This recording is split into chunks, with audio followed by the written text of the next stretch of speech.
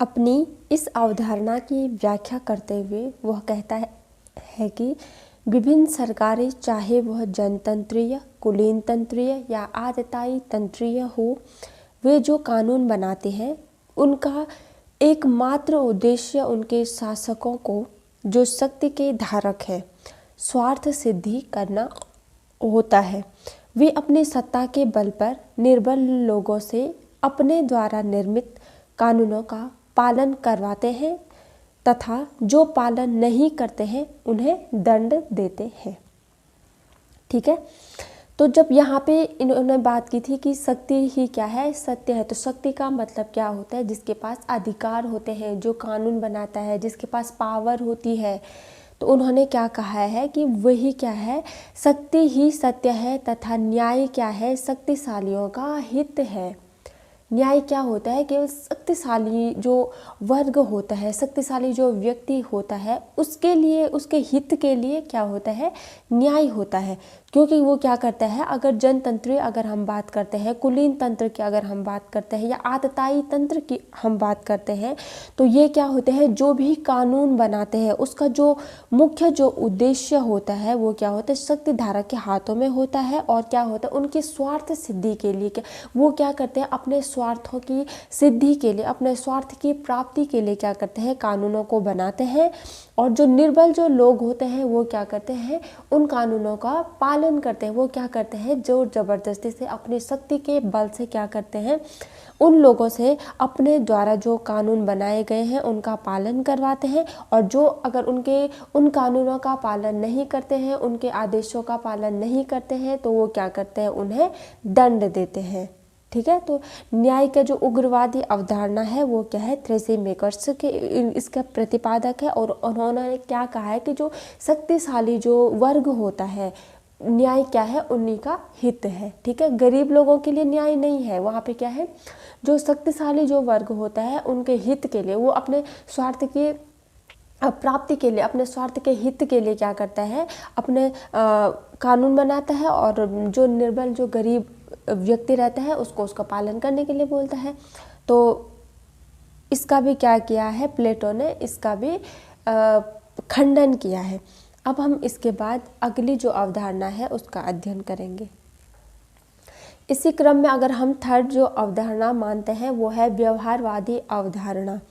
न्याय की इस व्यवहारवादी अवधारणा का प्रतिपादक ग्लॉकन है। पहला जो था उसमें सिफेलस और पॉलीमार्कस था, दूसरे में थ्रेसी मेकर्स था, अब ग्लॉकन आ गया है। ठीक है, व्यवहारवादी जो अवधारणा है उसका जो प्रतिपादक है वो ग्लॉकन है। तो इसका भी क्या किया है, प्लेटो ने इस जो अवधारणा है इसका भी खंडन किया है। इन्होंने कहा है कि न्याय क्या है, एक कृत्रिम वस्तु है तथा यह परंपरा की क्या है, उपज है। तो हमें सिर्फ ये देखना है कि इन्होंने क्या किया है, प्लेटो ने जो पहले परंपरावादी या उग्रवादी या हम करें व्यवहारवादी, इन सारी अवधारणा का उन्होंने खंडन किया है। अब प्लेटो की न्याय संबंधी क्या अवधारणाएं थी, उनके क्या विचार थे, अब क्या करेंगे, हम इसका अध्ययन करेंगे।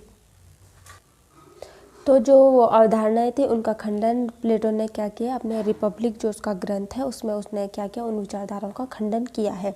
अगर आप बात की जाए तो प्राचीन यूनानियों के अनुसार क्या होते हैं, एक अच्छे समाज में 4 गुण होने चाहिए, ज्ञान, साहस, संयम, न्याय। ठीक है, एक समाज में क्या होने चाहिए, 4 गुण होने चाहिए। क्या होने चाहिए, ज्ञान, साहस, संयम और न्याय, ये 4 गुण होने चाहिए। प्लेटो के विचार में ये गुण एक आदर्श राज्य के भी आधार हैं, जिस राज्य में शासक वर्ग शासन प्रबंध, ज्ञान, विवेक का परिचय देता है। ठीक है, जिसमें क्या होता है, शासक वर्ग शासन प्रबंध, ज्ञान या विवेक का परिचय देता है, वह क्या होता है, बुद्धिमान होता है।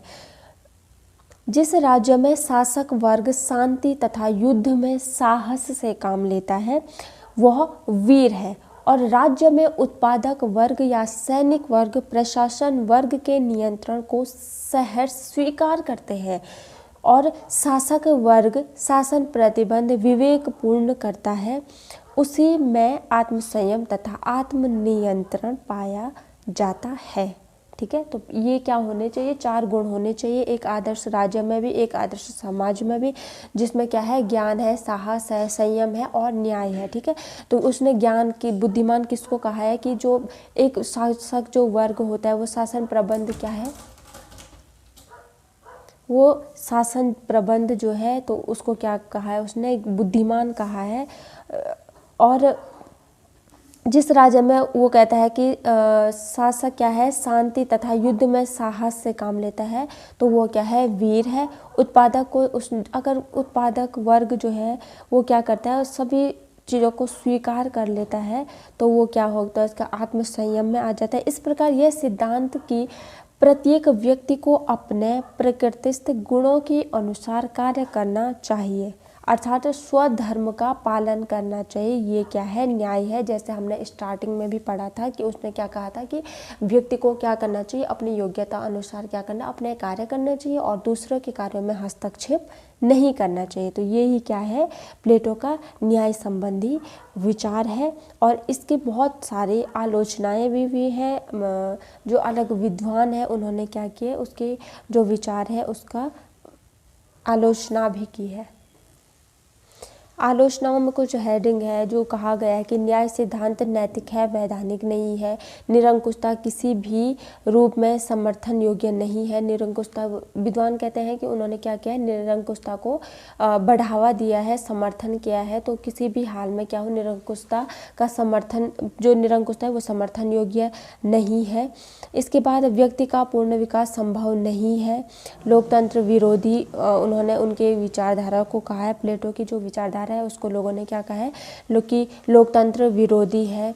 इसी क्रम में आगे बढ़ते हुए कि उन्होंने जो दंड की बात की है कि दंड को स्वीकार नहीं किया जा सकता है। तो इस प्रकार से क्या है, उनके जो न्याय संबंधी जो सिद्धांत है उसकी क्या हुआ है, आलोचनाएं भी हुई है।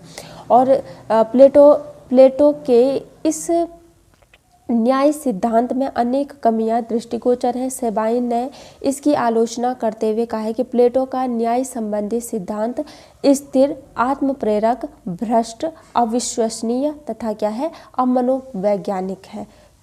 सेबाइन ने आलोचना करते हुए कहा है कि क्या है, प्लेटो का जो न्याय संबंधी सिद्धांत है वो क्या है, स्थिर है, आत्मप्रेरक है, भ्रष्ट है, अविश्वसनीय है, विश्वास के लायक नहीं है और क्या है, अमनोवैज्ञानिक है। तो ये था प्लेटो का न्याय संबंधी सिद्धांत। और इसके आगे हम बात करेंगे, दूसरे जो लेक्चर होगा उसमें हम पढ़ेंगे प्लेटो की शिक्षा व्यवस्था। तो इसको समझने की कोशिश करें। और प्लेटो हमारे लिए बहुत ज़्यादा इम्पॉर्टेंट है, एग्ज़ाम में आएगा ही आएगा। तो आप क्या करें, अपनी तैयारी उसी हिसाब से करें। और प्लेटो की जो शिक्षा व्यवस्था है कैसी रही है, उनके क्या विचार रहे हैं उससे संबंधित, तो वो समझने के लिए आप क्या करेंगे, नेक्स्ट वीडियो को ज़रूर देखें और इस वीडियो को भी अच्छी तरह से देखें, समझने की कोशिश कीजिए। Thank you.